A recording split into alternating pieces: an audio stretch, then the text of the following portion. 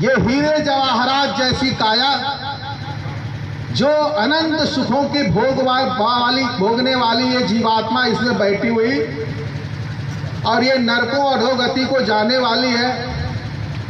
तो महापुरुष साहब को बता रहे, अगर आप अनुभव करो तो अब तक आप दुख ही भोगते आए हो, और अगर सुख चाहते हो तो आपको एक रास्ता, एक तरीका बताया जा सकता है जिस पे चल के कर सकते हैं। और जिसने भी सुख की अनुभूति किया उसी रास्ते से होकर ही किया। साहेब कबीर से लेकर और आज तक बाबा जय गुरुदेव जी महाराज तक बड़ी चालाक बुढ़िया थी।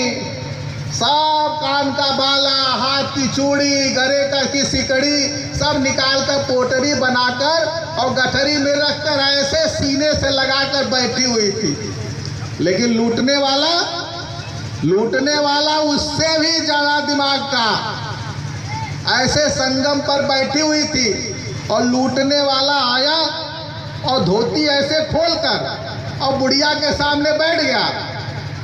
ऐसा अभिनय करने लगा कि हम जो है शौच कर रहे हैं, लैट्रिन कर रहे हैं, और बुढ़िया मारे शर्म के गठरी छोड़कर पीछे मुंह कर ली और गठरी लेकर चल दिया। मेरे प्यारे भाई बहनों, बस इसी लाज में, संकोच में, इसी मोह में, मोहब्बत में बस भूले बैठे हो।